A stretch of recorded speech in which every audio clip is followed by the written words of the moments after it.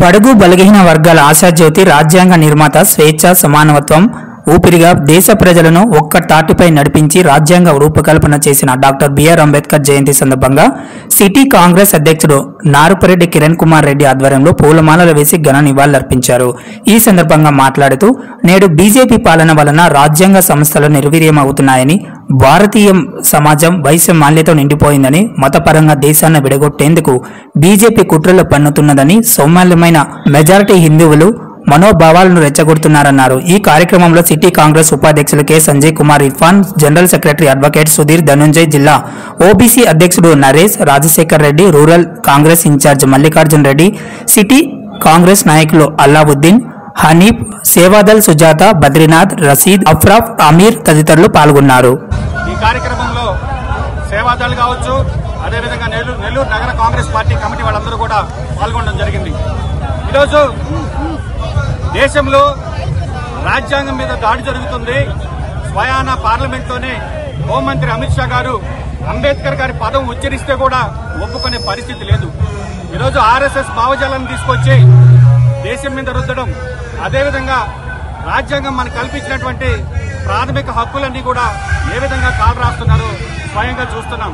ఈరోజు ముస్లిం సోదరులకు సంబంధించినటువంటి వక్ఫ్ బిల్ విషయంలో ఈరోజు ముస్లిం సోదరులందరూ కూడా రోడ్ల మీదకి వచ్చి నిరసన తెలియజేస్తున్నా కూడా కనీసం వాళ్ళ హక్కుని కాపాడాలి, మైనార్టీల యొక్క స్వేచ్ఛని, హక్కుని మనం హరించకూడదు అనేటటువంటి ఆలోచన కూడా లేకుండా ఏ విధంగా వీళ్ళు చేస్తున్నారో ఈరోజు చూడాలి. ఈరోజు అంబేద్కర్ గారి ఆశయాలు కావచ్చు, గాంధీజీ సిద్ధాంతం కావచ్చు, వీటిని ముందుకు తీసుకెళ్లేటటువంటి పార్టీ కాంగ్రెస్ పార్టీ. ఈరోజు ఆంధ్ర రాష్ట్రంలో ఏ విధంగా వాళ్ళు వక్ఫ్ బిల్లుకి మద్దతు ఇచ్చారో కూటమి ప్రభుత్వం సమాధానం చెప్పాలి. ఈరోజు ముస్లిం సోదరులు కావచ్చు, క్రిస్టియన్ సోదరులు కావచ్చు, అందరి యొక్క హక్కుల్ని ఈరోజు సమానంగా చూసేటటువంటి పార్టీ కాంగ్రెస్ పార్టీ. ప్రాథమిక హక్కులన్నీ కూడా ఈ దేశంలో ఏ విధంగా కాలు రాస్తున్నారు. మనకు వాక్ స్వేచ్ఛ లేదు. మీడియా అంతా కూడా ఈరోజు వాళ్ళ గుప్పెట్లో పెట్టుకుని కాంగ్రెస్ పార్టీ సిద్ధాంతాలను, విధానాలను ముందుకెళ్ళకుండా అడ్డుకుంటుంది. కాబట్టి ఈ దేశం మళ్లీ బాగుపడాలంటే తిరిగి కాంగ్రెస్ పార్టీ అధికారంలోకి రావాలి.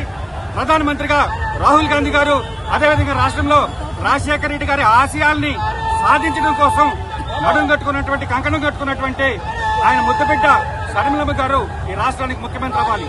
ఈరోజు ఈ మాట ఎందుకు చెప్తున్నామంటే, స్పష్టంగా ఆంధ్ర రాష్ట్రాన్ని విడదీయాల్సి వచ్చినప్పుడు కూడా కాంగ్రెస్ పార్టీ రాష్ట్ర భవిష్యత్తు దృష్ట్యా ఈ రాష్ట్రానికి ఏమి కావాలో అవన్నీ కూడా విభజన బిల్లులో పొందుపరిస్తే, ఒక ప్రత్యేక హోదా కావచ్చు, పోలవరం ప్రాజెక్టు కావచ్చు, కడప స్టీల్ ఫ్యాక్టరీ కావచ్చు, పార్టీ త్వరలో కమిటీలు వేస్తుంది, ప్రతి డివిజన్లో పర్యటిస్తుంది, ప్రతి సమస్యను కూడా పరిష్కరించేదానికి ప్రభుత్వం మీద ఒత్తిడి తీసుకొస్తుందని ఈరోజు నెల్లూరు నగర కాంగ్రెస్ పార్టీ తెలియజేస్తుంది.